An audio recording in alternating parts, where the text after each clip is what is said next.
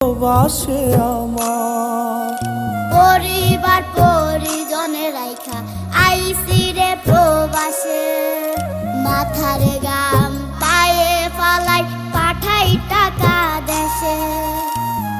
বোনের লাইগা কানের দুল, ভাইয়ের মোবাইল ফোন, কত কিছুর ধরেছে বায়না আত্মীয় স্বজন।